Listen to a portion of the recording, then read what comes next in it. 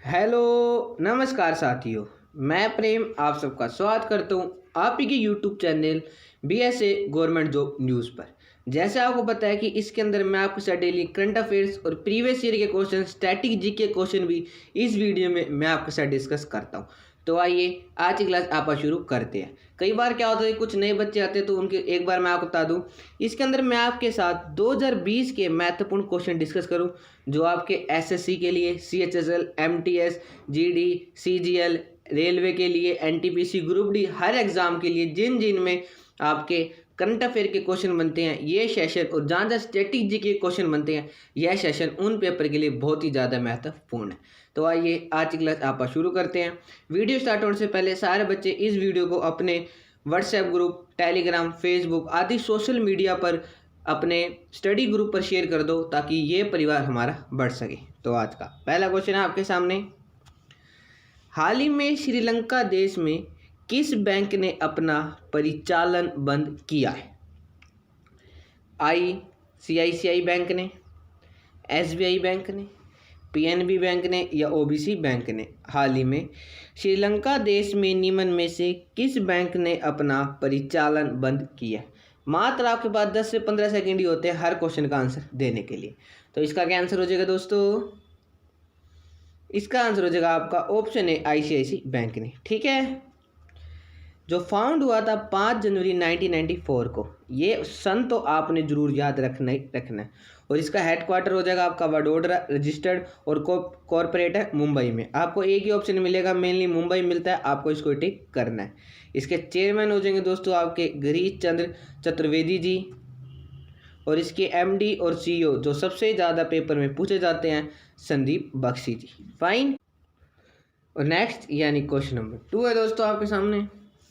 हाल ही में भारत ने किस देश के साथ नई दिल्ली में आयोजित 2+2 वार्ता में BECA समझौते पर हस्ताक्षर किए हैं? फ्रांस, ब्राज़ील, अमेरिका या थाईलैंड? आप बताओ कि हाल ही में भारत में 2+2 वार्ता हुई है और ये भारत और निम्न में से किस देश के बीच में हुई है और ये नई दिल्ली में हुई है, जिसके अंदर आपका BECA समझौते पर हस्ताक्षर किए गए। ठीक है, तो इसका क्या आंसर हो जाएगा दोस्तों? मुझे आशा है कि इसका आंसर सभी बच्चे मुझे सही देंगे। और इसका आंसर हो जाएगा आपका, और इसके अंदर आपको टिक करना होगा ऑप्शन सी, अमेरिका को। ठीक है, अमेरिका के वर्तमान में प्रेसिडेंट कौन है? वो हो जाएंगे जो बाइडन जी। ठीक है, मुझे आशा है कि आपको पता होगा। और वाइस प्रेसिडेंट कमला हैरिस, आपको पता है भारतीय मूल की है, तो पेपर के लिए बहुत ही ज़्यादा महत्वपूर्ण ये क्वेश्चन है। Next question number 3। निम्न में से किस भारतीय प्रौद्योगिकी संस्थान में TCS के साथ मिलकर संयुक्त रूप से नए इंडस्ट्री 4.0 समाधान विकसित करने के लिए समझौता किया है? IIT Kharagpur, IIT Mumbai, IIT सूरत या IIT गुजरात? इसके अंदर बताना है कि निम्न में से किस IIT और TCS कंपनी ने साथ मिलकर एक संयुक्त रूप से नए इंडस्ट्री 4.0 समाधान विकसित करने के लिए समझौता किया है? फटाफट सारे बच्चे इसका आंसर दें, और इसका आंसर हो जाएगा आपका दोस्तों ऑप्शन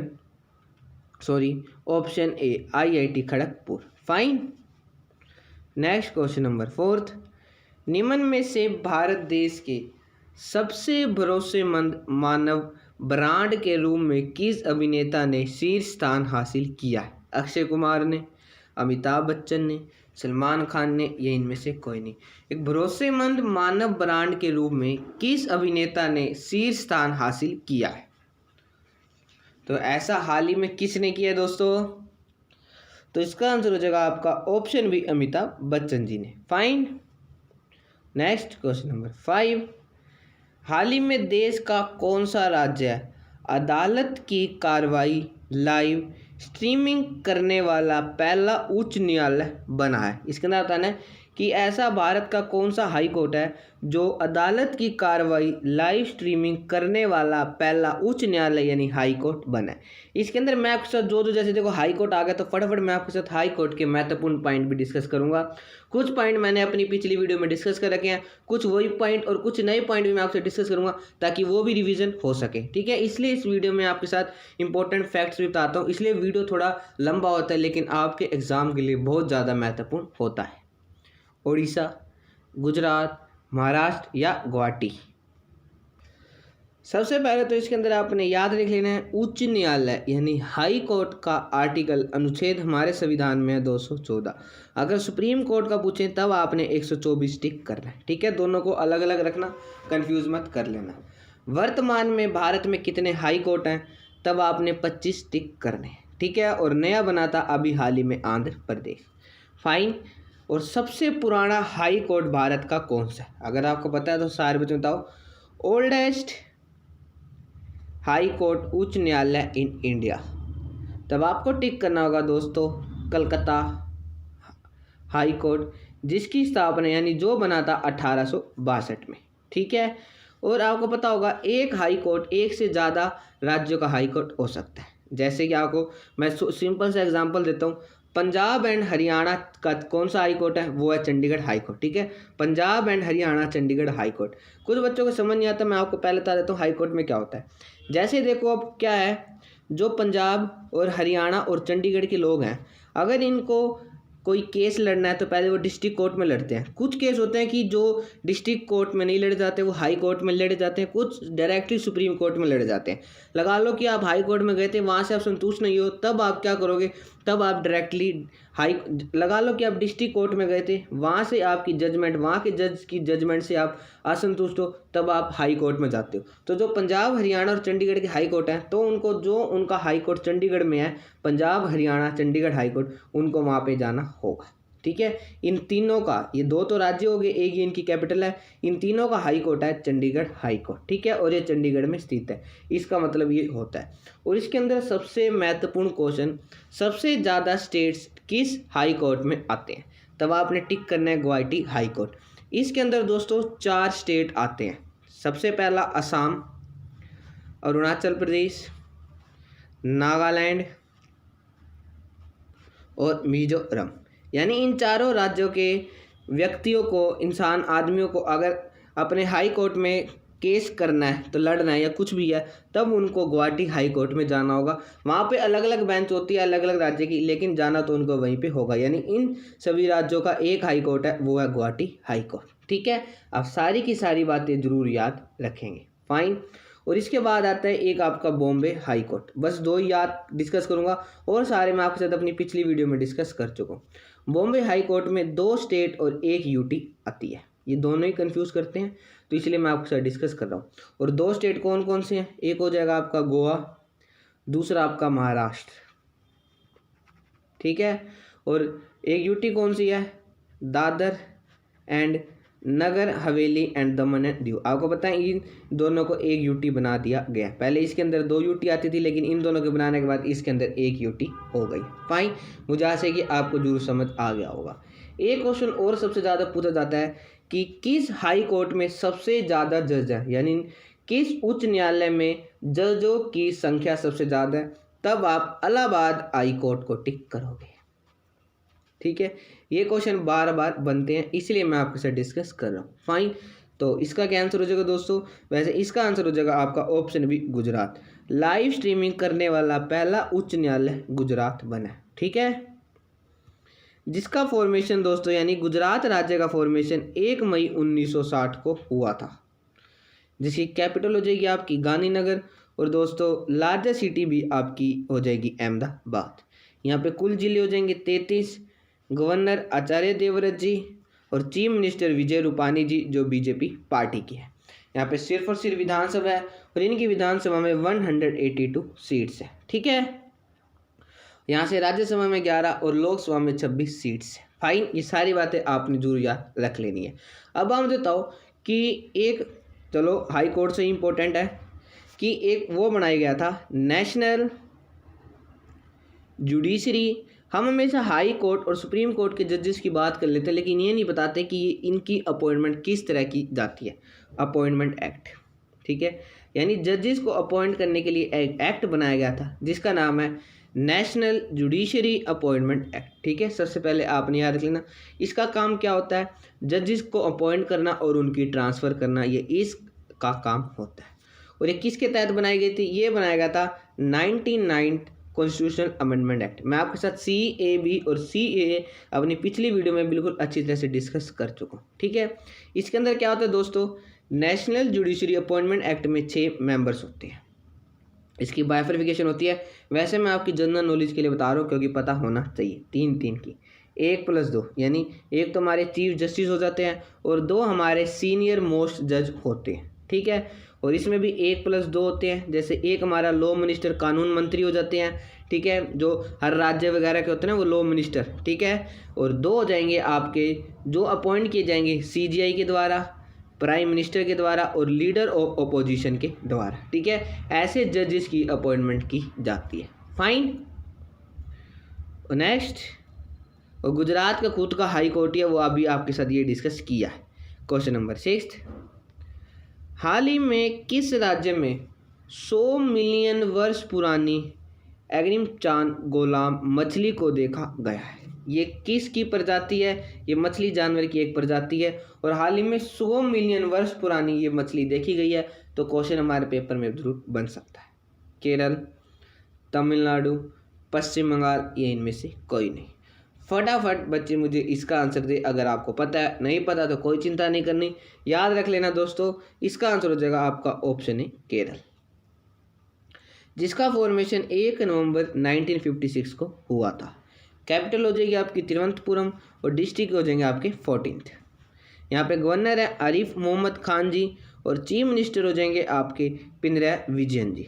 यहाँ पे सिर्फ और सिर्फ विधानसभा, और इनकी विधानसभा में 141 सीट्स है। यहाँ से राज्यसभा में 9 और लोकसभा में 20 सीट्स हैं, ठीक है। और केरल का खुद का हाई कोर्ट ही है। लेकिन बहुत ही महत्वपूर्ण पॉइंट जो पेपर पूरा जाता है कि केरल हाई कोर्ट में किन किन राज्य या यूटी का हाई कोर्ट आता है। केरल का तो आता है और उसके साथ किसका आता है दोस्तों, अगर आपको पता है तो मुझे बताओ। जिन बच्चों ने मेरी पिछली प्रीवियस ईयर की वीडियो देखी होगी वो इसका आंसर जरूर दे देंगे। तो इसका आंसर हो जाएगा आपका केरल और लक्षद्वीप का, यानी केरल और लक्षद्वीप का हाई कोर्ट है केरल हाई कोर्ट, ठीक है। और कोलकाता हाई कोर्ट हाल ही में वहाँ पे आपको पता है बहुत न्यूज़ में है, तो क्वेश्चन बन सकता है।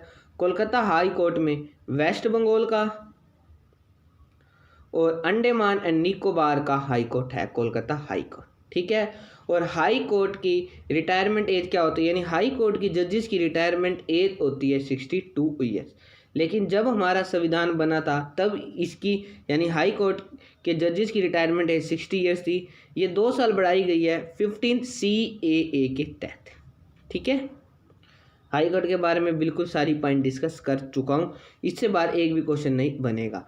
और 1-2 रह गए हैं। हाई कोर्ट के जजेस को अपॉइंट करते हैं हमारे प्रेसिडेंट राष्ट्रपति जी, लेकिन इनको ओथ दिलवाई जाती है गवर्नर, यानी जिन राज्य में वो हाई कोर्ट होगा वहाँ के हाई कोर्ट के जो वहाँ का राज्यपाल होगा। जैसे केरला का हाई कोर्ट है तो केरला के जो गवर्नर होंगे वो वहाँ के जजेस को ओथ दिलवाएंगे, ठीक है। तो आप याद रख लेना। और हाँ, एक महत्वपूर्ण पॉइंट, जो हाई कोर्ट के जजेस की सैलरी होती है वो तो स्टेट देगी, यानी जिस जहाँ के राज्य के वो होंगे वहाँ से दिया जाएगा।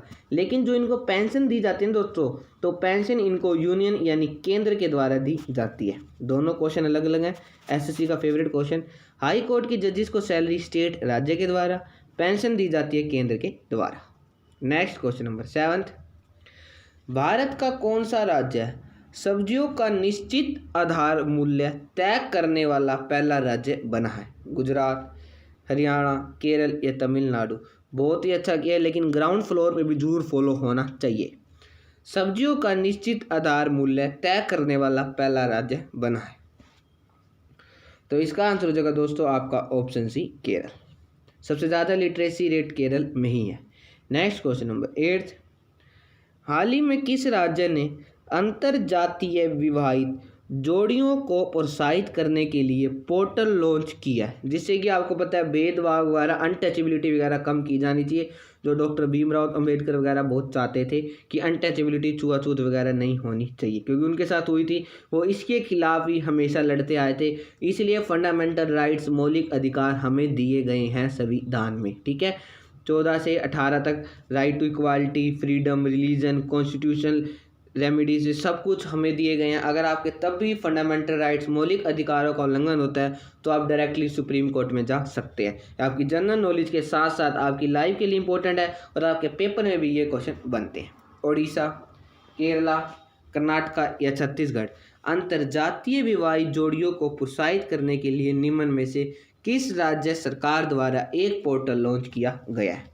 तो इसका आंसर हो जाएगा दोस्तों आपका ऑप्शन ए ओडिशा के द्वारा। फाइन। नेक्स्ट क्वेश्चन नंबर 9, निम्न में से देश में ई बोर्डिंग को सक्षम करने वाला पहला हवाई अड्डा कौन सा बना है?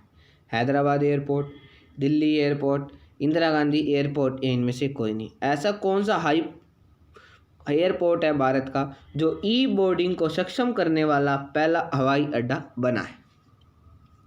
तो इसका आंसर हो जाएगा दोस्तों आपका ऑप्शन है हैदराबाद एयरपोर्ट। फाइन। मुझे आशा है दोस्तों आपको वीडियो अच्छी लग रही होगी और आप इस वीडियो को अपने दोस्तों के साथ भी ज़्यादा जरूर शेयर करोगे और इसको लाइक भी करोगे। नेक्स्ट क्वेश्चन नंबर 11, हाल ही में सऊदी अरब ने G20 समारोह के अवसर पर कितने रियाल का नोट लॉन्च किया है? 15 रियाल का, 20 रियाल का, 25 रियाल का या 30 रियाल का? ठीक है, जिससे आपको पता चल गया सऊदी अरब की करेंसी क्या है, रियाल। कुछ महत्वपूर्ण देशों की करेंसी मैं आपसे डिस्कस कर लेता हूँ। फाइन। जैसे सबसे पहले ऑस्ट्रेलिया की। वैसे जो देश आते जा रहे हैं उन सब की currency, capital, president, prime minister, सब कुछ मैं आपसे डिस्कस कर रहा हूँ, ये रिवीजन के लिए हो जाएगा। ऑस्ट्रेलिया की हो जाएगी आपकी डॉलर। ठीक है, क्योंकि कई बार कईयों की मैं आपके साथ करेंसी डिस्कस करना रह जाती है। भूटान की बहुत कम पूछी जाती है, फिर भी लग रहा टम। जो हमारे पड़ोसी देश है उनकी तो जरूरियात होनी चाहिए। बांग्लादेश की टका। ठीक है, ये 3 फटाफट नोट कर लेना। और नेक्स्ट हो जाएगी आपकी नेपाल की रुपया। ठीक है, डिस्कस कर चुका था। और दोस्तों नेक्स्ट हो जाएगी आपकी सूडान की। सूडान की होती है आपकी सूडानीज पाउंड। फाइन। देखो, एक था ऑस्ट्रेलिया की थी डॉलर, एक है ऑस्ट्रिया। ठीक है, आपको पता है अलग अलग है। तो ऑस्ट्रिया की हो जाएगी आपकी यूरो। ठीक है, और ब्राज़ील की हो जाएगी रियाल। फाइन। और कनाडा की भी हो जाएगी आपकी डॉलर।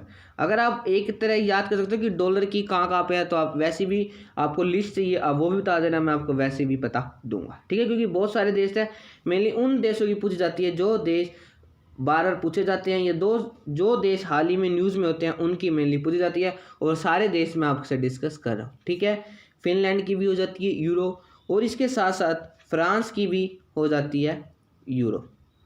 ठीक है, जर्मनी की कौन सी हो जाती है दोस्तों, वो भी आपकी यूरो हो जाती है। और इसके साथ साथ यूरो के 1-2 महत्वपूर्ण, आयरलैंड की करेंसी यूरो। फाइन। और कौन सा हो जाएगा दोस्तों आपका, लग्जमबर्ग की करेंसी यूरो। ठीक है, नीदरलैंड की करेंसी यूरो। इन सब की करेंसी यूरो होती है। फाइन। और इतने ही महत्वपूर्ण याद रख लेना, सऊदी अरब की रियाल मैं आपको बता चुका हूँ। सेशल्स, इसकी हो जाएगी रुपया। ठीक है, ये अलग अलग आपको रुपीज़, रुपया ये अलग अलग आपको ऑप्शन मिलेंगे, आपने देख के टिक करना है। साउथ अफ्रीका की रैंड। ठीक है, ये महत्वपूर्ण देश के हैं, आप जरूर याद रख लेना। और दोस्तों 25 या 30, ये हाल ही में सऊदी अरब ने G20 समारोह के अवसर पर कितने रियाल का नोट लॉन्च किया है? तो इसका आंसर हो जाएगा दोस्तों आपका ऑप्शन बी, 20 रियाल का। नेक्स्ट क्वेश्चन नंबर 11, इसरो ने किस प्रक्षेपण की मदद से पृथ्वी अवलोकन उपग्रह EOS-01 लॉन्च किया है? PSLV C49, PSLV, PSLV-C, PSLV C51, ये इसका लॉन्चिंग व्हीकल है। तो किसके द्वारा पृथ्वी की मदद से पृथ्वी अवलोकन उपग्रह EOS-01 लॉन्च किया गया? और यह हाल ही में इसरो के द्वारा लॉन्च किया गया, इंडियन स्पेस रिसर्च ऑर्गेनाइजेशन के द्वारा। तो इसका आंसर हो जाएगा दोस्तों आपका ऑप्शन ए। फाइन। जो इसरो फॉर्म हुई थी 1969 को, इसकी आपको पूरी डेट याद रखनी होगी, 15 अगस्त 1969, जिसका हेडक्वार्टर कर्नाटका में और चेयरमैन है के सिवान जी। ठीक है, नेक्स्ट क्वेश्चन नंबर 12, MECL ने कितने सालों के अंतराल के बाद कर्नाटक में कोलार गोल्ड फील्ड की खोज की है? 20 सालों बाद, 16 साल बाद, 12 साल बाद या 10 साल बाद? हाल ही में किस राज्य में कोलार गोल्ड फील्ड की खोज की गया? तब आप कर्नाटक राज्य को टिक करोगे। और ऐसा हाल ही में कितने सालों के अंतराल में किया गया? तो इसका आंसर हो जाएगा दोस्तों आपका ऑप्शन बी 16 साल के बाद। ठीक है। नेक्स्ट क्वेश्चन नंबर 13, भारतीय डाक किस राज्य की सर्कल सावंतवाड़ी खिलौने पर चित्र पोस्ट कार्ड जारी करेगा? छत्तीसगढ़, झारखंड, महाराष्ट्र या तमिलनाडु? थोड़ा क्वेश्चन पढ़ने में लेकिन अजीब है, लेकिन पेपर में देखो हाल ही में न्यूज़ में तो बन सकता है, इसलिए डिस्कस कर रहा हूँ, तो आप जरूर याद रख लेना। तो इसका आंसर हो जाएगा आपका ऑप्शन सी महाराष्ट्र। ठीक है। नेक्स्ट, और महाराष्ट्र राज्य का फॉर्मेशन 1960 को हुआ था, इतना याद रख लेना। 1 मई कभी कभी पूछ सकता है। ठीक है। और जिसकी कैपिटल है मुंबई और विंटर कैपिटल हो जाएगी नागपुर, वैसे इसकी मुंबई ऑप्शन में मिलेगा, आप टिक कर लोगे। लार्जेस्ट सिटी मुंबई, डिस्ट्रिक्ट जिले कुल 36, गवर्नर भगत सिंह जी और चीफ मिनिस्टर हैं उद्धव ठाकरे जी, और यहाँ पे डिप्टी सीएम है अजीत पवार, एनसीपी पार्टी की हैं, गठबंधन की सरकार है, तो जरूर याद रख लेना। यहाँ पे विधानसभा भी है, विधान मंडल भी है। यहाँ की विधानसभा में 288 सीट्स और विधानमंडल में 78 सीट्स हैं, और यहाँ की से राज्यसभा में 19 सीट्स और लोकसभा में 48 सीट्स हैं। नेक्स्ट क्वेश्चन नंबर 14, हाल ही में कहाँ स्थित दुनिया की सबसे लंबा राजमार्ग अटल सुरंग का उद्घाटन पीएम मोदी ने 3 अक्टूबर को किया था? हाल ही में अटल सुरंग का उद्घाटन निम्न में से पीएम मोदी द्वारा कब किया गया था? सबसे महत्वपूर्ण क्वेश्चन 3 अक्टूबर को। और ये कहाँ पे स्थित है? रोहतांग, सिक्किम, दिसपुर या इनमें से कोई नहीं। ये कहाँ पे स्थित है दोस्तों? इसका आंसर हो जाएगा आपका ऑप्शन है रोहतांग में। फाइन। नेक्स्ट क्वेश्चन नंबर 15, हाल ही में किसने दिव्यांग योद्धा साइकिल रैली का उद्घाटन किया है? नरेंद्र मोदी जी ने, किरण रिजिजू जी ने, अमित शाह ने या राजनाथ सिंह ने? देखो जो स्पोर्ट्स से रिलेटेड है वही इसका करेंगे, तो मुझे आज से बहुत ही आसान क्वेश्चन, तो इसका आंसर हो जाएगा आपका ऑप्शन बी किरण रिजिजू जी के द्वारा। स्पोर्ट्स के हैं तो ये कौन सा करेंगे? यही साइकिल रैली लॉन्च करेंगे, ना ही नरेंद्र मोदी, ना ही अमित शाह जी जो गृह मंत्रालय है, राजनाथ सिंह जी ना ही जो रक्षा मंत्रालय इनके पास है, यानी रक्षा मंत्री है। ठीक है। नेक्स्ट क्वेश्चन नंबर 16, हाल ही में केरल राज्य में किसने 90 दिनों में 350 यानी 350 ऑनलाइन कोर्स करके वर्ल्ड रिकॉर्ड बनाया? यानी 90 दिनों में ही 350 ऑनलाइन कोर्स करके एक वर्ल्ड रिकॉर्ड बनाया। 90 दिन यानी 3 महीने ही तो हो गए। आरती रघुनाथ जी ने, टीना वर्मा ने, सुनीता तिलोक या इनमें से कोई? इसका आंसर हो जाएगा दोस्तों आपका ऑप्शन है आरती रघुनाथ जी ने। स्ट्रैटेजी के क्वेश्चन, आरती रघुनाथ का संबंध भारत के किस राज्य से है? तब आपने केरल टिक करना है। ठीक है। और नेक्स्ट यानी क्वेश्चन नंबर 17 था आपके सामने, भारतीय विमानपत्तन प्राधिकरण का पूरी तरह से सौर ऊर्जा से चलने वाला पहला हवाई अड्डा कौन सा बना है? देखो पूरी तरह से सोलर एनर्जी से चलने वाला भारतीय विमानपत्तन प्राधिकरण का पहला हवाई अड्डा कौन सा बना है? केरला हवाई अड्डा, पुडुचेरी हवाई अड्डा, दिल्ली हवाई अड्डा या चेन्नई हवाई अड्डा? फटाफट सारे बच्चे मुझे इसका आंसर दे। पहला सौर ऊर्जा से, और ISA इंटरनेशनल सोलर अलायंस का इंटरनेशनल हेडक्वार्टर कहाँ पे स्थित है? ये आपका आज का होमवर्क, जिसके ऑप्शन मैं आपको दे रहा हूँ। सबसे पहला इंडिया, मैंने आपसे इंटरनेशनल स्पेसिफिक नाम दे दिया है। ठीक है। इंडिया, जापान, फ्रांस या रशिया? ठीक है। ISA इंटरनेशनल सोलर अलायंस का हेडक्वार्टर कहाँ पे है? मुख्यालय कहाँ पे है? इंटरनेशनल पूछा है मैंने, नेशनल आपसे नहीं पूछा। ठीक है।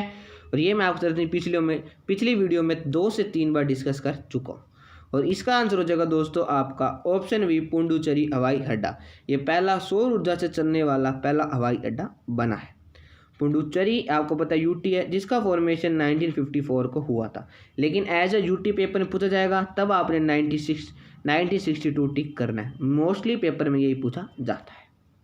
जैसे कैपिटल और लार्जेस्ट सिटी है पौंडीचेरी, यहाँ पे डिस्ट्रिक्ट हो जाएंगे 4, और यहाँ पे लेफ्टिनेंट गवर्नर हो जाएंगे दोस्तों आपके तमिलसाई सौंदरराजन जी। ठीक है। यहाँ पे चीफ मिनिस्टर नहीं है क्योंकि यहाँ पे प्रेजेंट रूल है चल रहा है, तो यहाँ पे चीफ सेक्रेटरी आपके अश्वनी कुमार IAS ऑफिसर हैं, और यहाँ पे डायरेक्टर जनरल ऑफ पुलिस हैं बालाजी श्रीवास्तव जी। फाइन। और यहाँ पे सिर्फ और सिर्फ विधानसभा। नेक्स्ट क्वेश्चन नंबर 18, भारत में गांधी जयंती के अवसर पर किस देश को 41 एम्बुलेंस और 6 स्कूल सब बसें उपहार स्वरूप दी है। अब आप बताओ कि गांधी जयंती के अवसर पर किस देश को भारत ने 41 यानी 41 एम्बुलेंस और 6 स्कूल बसें उपहार में दी हैं? नेपाल को, श्रीलंका को, बांग्लादेश को या भूटान को? देश की महान हस्ती है गांधी जी, जो 9 जनवरी 1915 को आपको पता है भारत लौटे थे। ठीक है, सबसे पहला पॉइंट। और जो इनका शिप यानी जहाज लैंड किया था, वो इनका लैंड किया था अपोलो बंदरगाह बॉम्बे में। ठीक है, और इनको केसर हिंद की टाइटल से भी आपको पता है नवाजा गया था। ठीक है, और सबसे महत्वपूर्ण पॉइंट, इनके पॉलिटिकल गुरु यानी राजनीतिक गुरु का नाम क्या है? वो हो जाएगा दोस्तों आपका गोपाल कृष्ण गोखले। ठीक है, इनके बारे में जितना डिस्कस करो बहुत कम है। फाइन, बहुत ही महान पुरुष थे। अगर इनकी वीडियो 3 से 4 घंटे भी अगर करें, दिन भी लगा देना, तब भी इनके पूरे जन्म से लेकर मृत्यु तक के बारे में डिस्कस हम नहीं कर पाएंगे, क्योंकि बहुत ही ज़्यादा ये बहुत ही महान व्यक्ति और बहुत ही अच्छे व्यक्ति थे। सबके इसके बारे में सबको पता होगा, लेकिन जो जो क्वेश्चन हमारे पेपर में बनते हैं वो मैं आपके साथ मेनली डिस्कस करूँगा। और एक बार क्वेश्चन बनता है कि गोपाल कृष्ण गोखले गांधी जी को साउथ अफ्रीका में कब मिले थे? तो ये इनको 18 सितंबर 1914 को गोपाल कृष्ण गोखले महात्मा गांधी जी को साउथ अफ्रीका में मिले थे।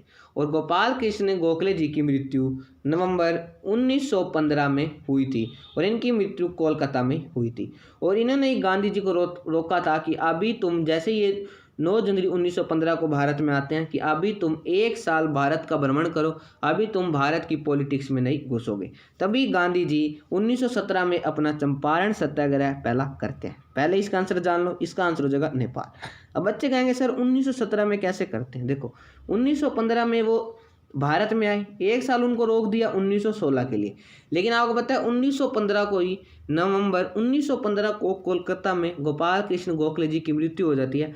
ये उनको पता चलता है जब वो कोलकाता में, ठीक है, होते हैं, तो नवंबर 1915 को उनको न्यूज़ मिलती है कि गोपाल कृष्ण गोखले जी की मृत्यु हो गई है। तब वो कोलकाता में थे, तब वो वहाँ से एक दोबारा अपने निर्णय लेते हैं कि अब 1 और साल में नंगे पैर पूरे भारत का भ्रमण करूँगा।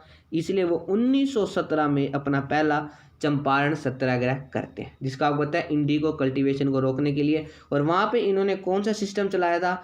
वहाँ पे इन्होंने 3 कथिया सिस्टम चलाया था, जिसको 3/20 के नाम से कहा जाता है।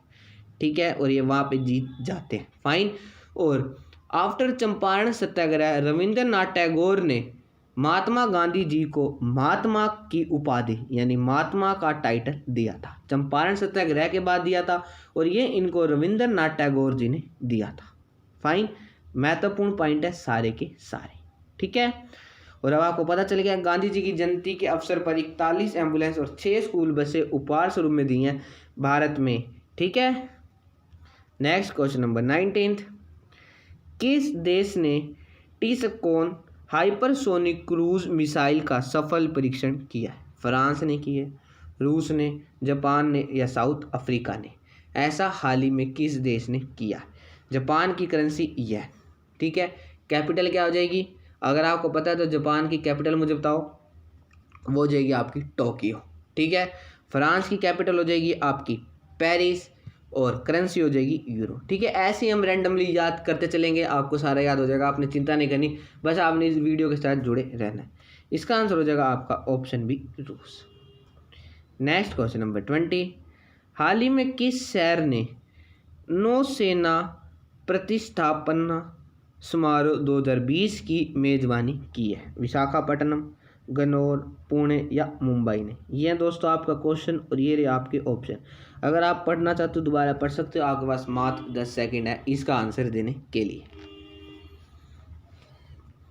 इसका आंसर हो जाएगा दोस्तों आपका ऑप्शन है विशाखापट्टनम ने। ठीक है, नेक्स्ट क्वेश्चन नंबर 21। हाल ही में भारत का कौन सा राज्य मांस की कीमत सीमित करने वाला पहला राज्य बना है? महाराष्ट्र, तमिलनाडु, केरल या Arunachal Pradesh.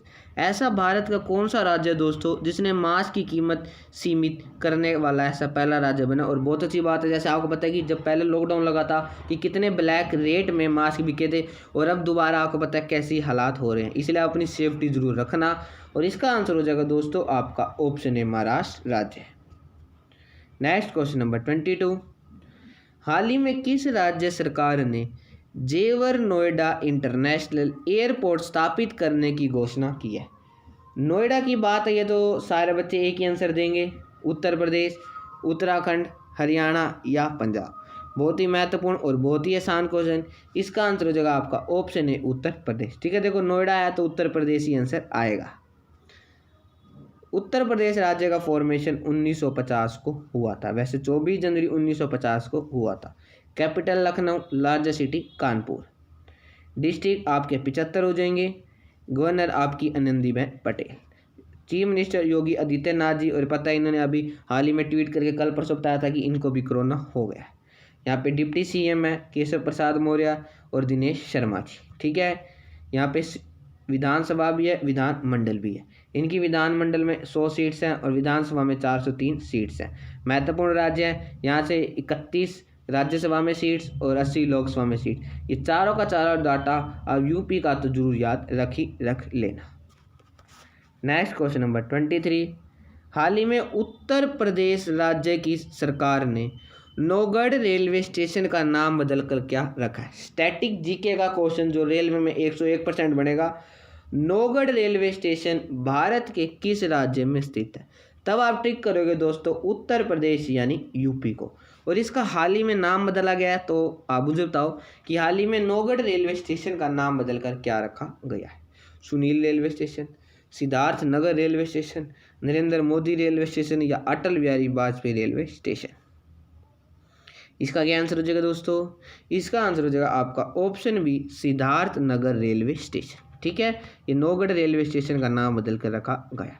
Next question number 24, हाल ही में किस ऑटोमोबाइल कंपनी ने फॉर्मूला 1 से हटने की घोषणा की है। आपको पता है फॉर्मूला 1 रेस होती है, तो निम्न में से किस ऑटोमोबाइल कंपनी ने फॉर्मूला 1 से हटने की घोषणा की है। Honda, hero. पहले आपको पता है हीरो होंडा एक ही कंपनी थी, लेकिन ये दोनों भाइयों की थी तो दोनों भाई अलग अलग हो गए हैं, एक की होंडा एक की हीरो है। रॉयल एनफील्ड या एक्टिवा। किस ऑटोमोबाइल कंपनी ने फॉर्मूला 1 से हटने की घोषणा की है। तो दोस्तों आपका आंसर हो जाएगा ऑप्शन है होंडा। ठीक है, तो ये फाउंड हुई थी 1946 को जापान में, जिसके फाउंडर आपके सोचुरियो होंडा और टैक्यो फ्यूजीवाई। अब यही याद रख लेना, पेपर के लिए महत्वपूर्ण है। जापान की कंपनी है, हेडक्वार्टर भी टोक्यो जापान में हो जाएगा, और जापान की कैपिटल टोक्यो है। अब ये भी डिस्कस की थी, करेंसी आपकी येन है।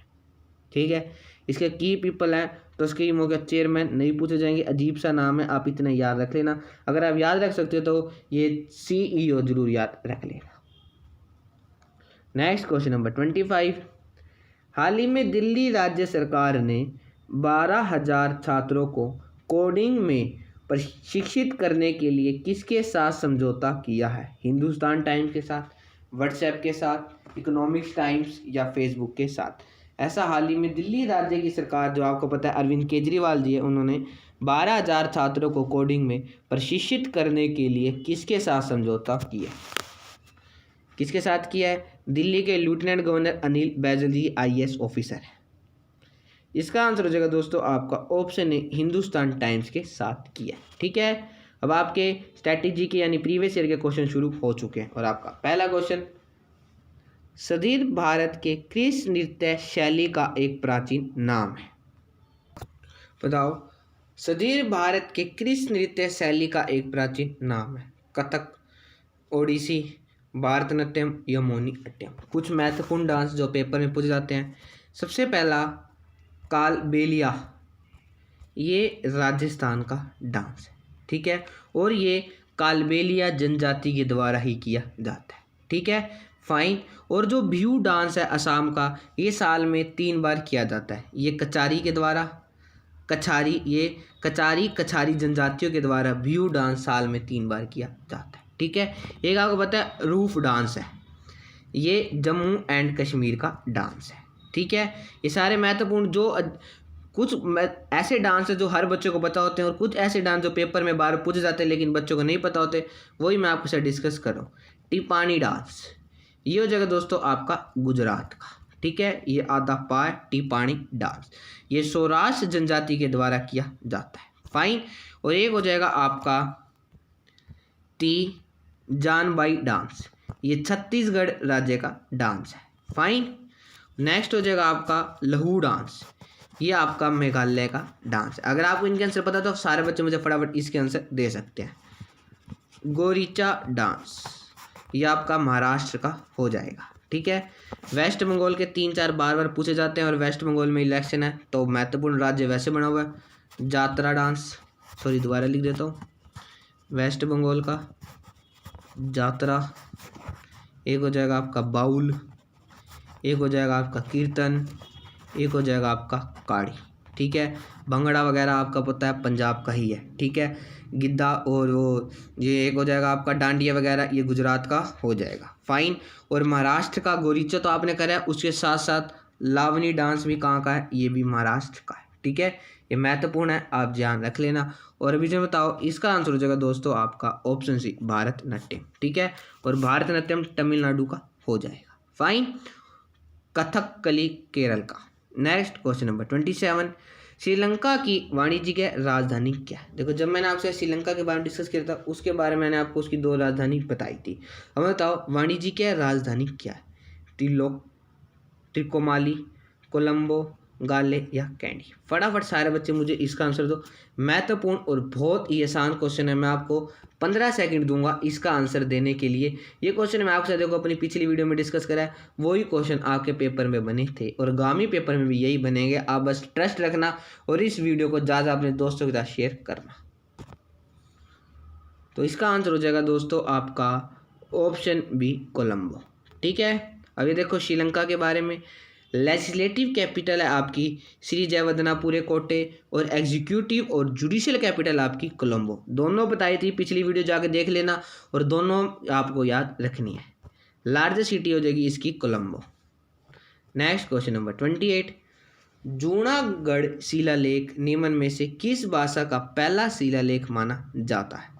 प्राकृत, पाली, खरोष्टी या संस्कृत। अब बताओ कि जो जूनागढ़ शिलालेख है वो निम्न में से किस भाषा का पहला शिलालेख माना जाता है।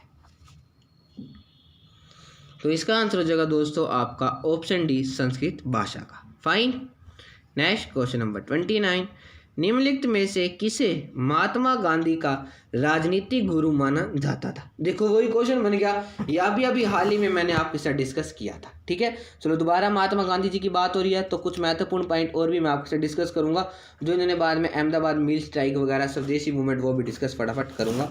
अब हम बताओ कि निम्नलिखित में से महात्मा गांधी जी का राजनीतिक गुरु किसे माना जाता था। दादा भाई नौरोजी जी को, गोपाल कृष्ण गोखले, लाला लाजपत राय या बाल गंगाधर तिलक। तो इसका आंसर हो जाएगा दोस्तों आपका ऑप्शन बी गोपाल कृष्ण गोखले। पहले महात्मा गांधी जी के बारे में कुछ महत्वपूर्ण पॉइंट डिस्कस करते हैं, उसके बाद बाल Gangadhar Tilak home rule league movement के बारे में डिस्कस करेंगे। जैसे महात्मा गांधी जी मैं आपके साथ 1917 डिस्कस कर चुका हूँ।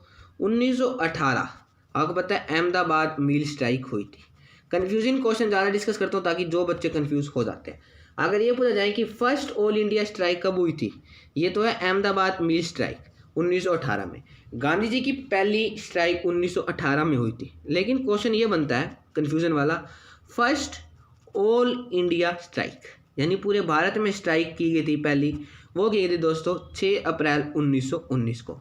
वैसे पहली स्ट्राइक अहमदाबाद में की गई थी लेकिन फर्स्ट ऑल इंडिया स्ट्राइक 6 अप्रैल 1919 को, ठीक है। और जो 1918 में अहमदाबाद मिल स्ट्राइक की गई थी दोस्तों गांधी जी के द्वारा, ये वहाँ पे क्या था कि जो वर्कर थे ना उन्होंने डिमांड की थी कि वहाँ पे पहले आपको पता है चूहे की महामारी फैलती थी, उससे उनको बोनस मिलता था। ये 2 साल से मिल रहा था लेकिन वह बंद हो जाता है। तभी महात्मा गांधी जी ने कहा था कि तुम वहाँ पे स्ट्राइक करो, ठीक है। इन्होंने ही वहाँ पे लोगों को एडवाइस दी थी। लेकिन तीसरे दिन स्ट्राइक पे क्या होता है कि कुछ वर्कर्स की संख्या कम हो जाती है। तब पहली बार गांधी जी फास्ट पे बैठ गए थे। पूछा गया था किस स्ट्राइक में पहली बार गांधी जी फास्ट में बैठे थे या किस अपने सत्याग्रह में पहली बार बैठे थे? 1918 में अहमदाबाद मिल स्ट्राइक पे।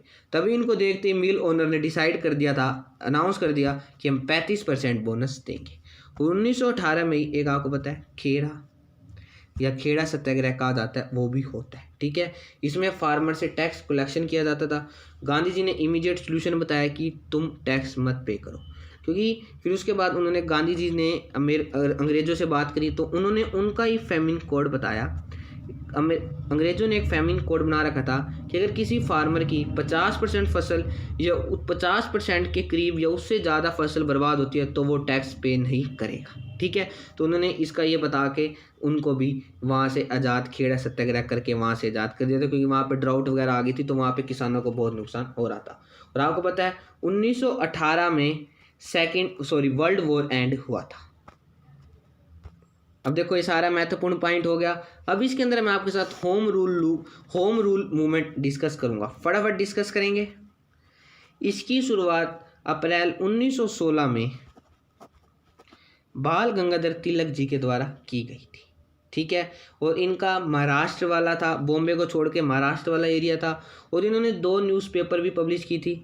एक तो थी मराठा जो इंग्लिश में थी, ठीक है, दूसरी थी केसरी जो मराठी भाषा में थी। ठीक है, कुछ बच्चे मराठा देख के मराठी भाषा टिक कर देते, लेकिन नहीं, मराठा न्यूज़पेपर थी इंग्लिश में, केसरी न्यूज़पेपर थी मराठी में। ठीक है, सबसे महत्वपूर्ण पॉइंट। और आपको पता है एनी बेसेंट के द्वारा होम रूल लीग मूवमेंट की शुरुआत सितंबर 1916 में की गई थी। ठीक है, और इनके 10,000 सपोर्टर्स थे।